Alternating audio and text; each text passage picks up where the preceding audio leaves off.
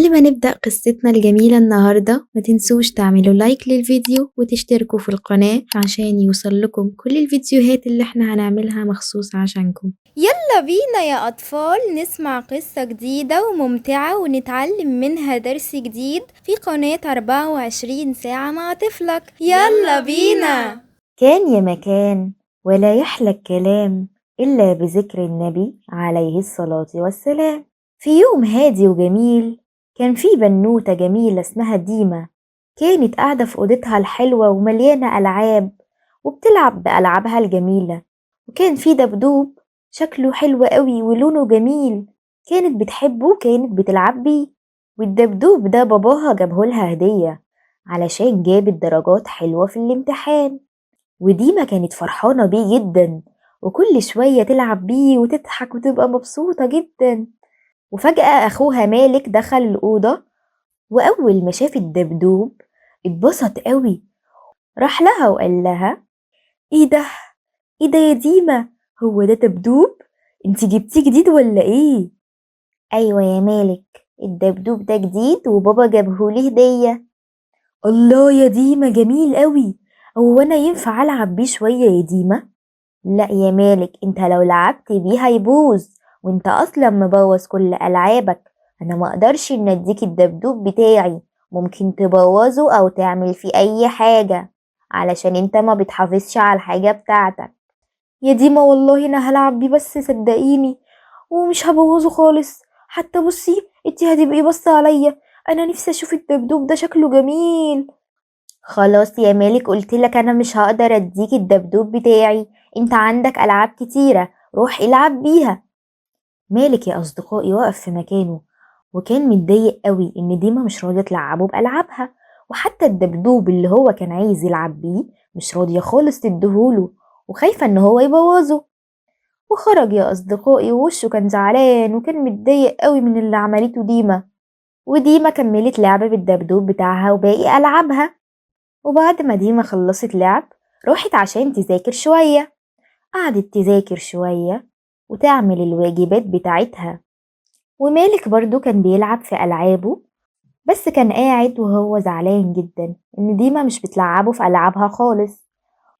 بس مالك قعد يفكر شوية وقال إن هو عايز يلعب بالدبدوب ده، وإن الدبدوب عجبه جدا، بس ديما مش عايزاه يلعب بيه. قعد يفكر يفكر ويقول أنا أعمل إيه دلوقتي.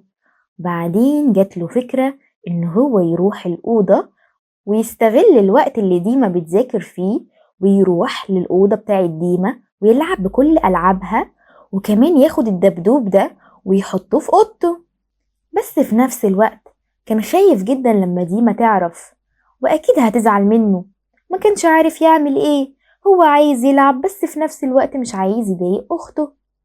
وكمل لعب شوية، وكمان ديما كانت بتذاكر. تعالوا نكمل قصتنا الجميلة ونشوف هيحصل ايه. وفي يوم من الأيام ديما كانت قاعدة بتلعب بكل ألعابها، بس كانت مهتمة جدا بالدبدوب بتاعها، وكانت حباه جدا وبتحافظ عليه، مش بتعمله أي حاجة ممكن تبوظه. ومالك جه عندها تاني مرة وطلب منها إن هو يلعب بالدبدوب شوية، بس برضه يا أصدقائي ديما رفضت، وقالت له إنها مش هترضى تديه الدبدوب علشان هي خايفة جدا عليه. ومالك اتضايق يا أصدقائي، والمرة دي هو قال إن هيستنى ديما تروح تذاكر وهيروح ياخد الدبدوب وهيحطه في أوضته ويلعب بيه براحته.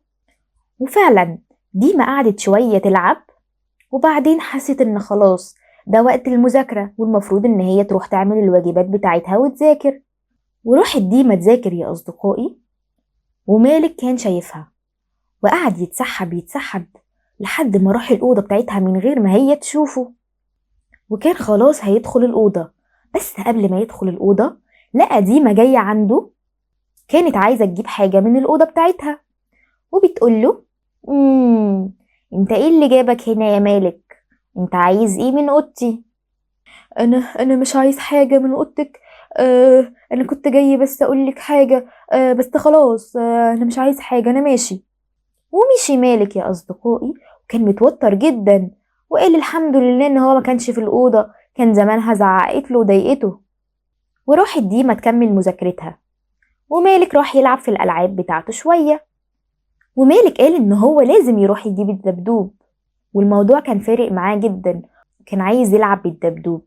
فقال إن هو قبل ما يروح الأوضة هيروح يطمن إن ديما بتذاكر علشان يعرف يروح الأوضة وياخد الدبدوب براحته. وفعلا يا أصدقائي راح واتأكد إن ديما بتذاكر، وبعدين راح للأوضة تاني عشان ياخد الدبدوب، ودخل الأوضة وأخد الدبدوب بسرعة وقعد يجري على أوضته، ودخل الأوضة وكان مبسوط جدا إن هو أخد الدبدوب. أخيرا أخدتك، إيه يعني فيها إيه لما ألعب بيك شوية؟ أنا مش عارفة هي ليه مش عايزاني ألعب بلعبها. أنا هلعب بيك شوية من غير ما حد يحس وهرجعك تاني. قعد يلعب بيه شوية يا أصدقائي، بس في نفس الوقت ديما كانت بتذاكر، وأول ما خلصت المذاكرة خلاص راحت لأوضتها عشان تلعب شوية في الألعاب، بس اتفاجئت إن هي مش لاقية الدبدوب بتاعها خالص، مش لاقياه في ولا حتة في المكان. قعدت تدور عليه كتير قوي في كل البيت بس مش لاقية الدبدوب. راحت عند مالك أخوها عشان تسأله، مالك هو انت ما شفتش الدبدوب بتاعي؟ انا مش لاقيه خالص ومتضايقه قوي. ايه الدبدوب بتاعك؟ بصي يا ديما انا هقولك الحقيقه، بس انا مش عايزك تزعقيلي. قولي يا مالك ما تخافش، انت اخدت الدبدوب بتاعي؟ اه يا ديما انا اخدته، بس انا اسف والله انا كنت عايزه العب بيه بس، وبصي انا محافظه عليه وهو ما حصلهوش اي حاجه. مع انك اخدته من غير اذن يا مالك، بس ماشي، انا هسامحك عشان انت حافظت عليه وما عملتلهوش اي حاجة تبوظه. بس يا مالك ما ينفعش نعمل كده، لازم تستأذني، وحتى لو انا مش موافقة ومش عايزة اديهولك ما ينفعش تاخده من غير اذني. انا اسف يا ديما صدقيني ما كانش قصدي، بس انا كنت عايزة العب بيه وخلاص. ماشي يا مالك مش مشكلة، وبعد كده لما تحتاج تلعب بأي لعب من ألعابي قولي وأنا هديها لك. انت طلعت بتحافظ على الألعاب ومش بتبوظها، وأنا خلاص هثق فيك بعد كده. ودي مصالحة مالك يا أصدقائي، وكانوا بيلعبوا سوا وخلاص ما بقاش حد فيهم متضايق من التاني. بس احنا لازم نتعلم إننا ما ناخدش حاجة من غير إذن حد، لازم نستأذن الأول. اكتبوا لنا في التعليقات ايه الهدية اللي بابا ديما جابها لها، وايه رد فعل ديما لما اكتشفت ان اخوها اخد حاجة من اوضتها.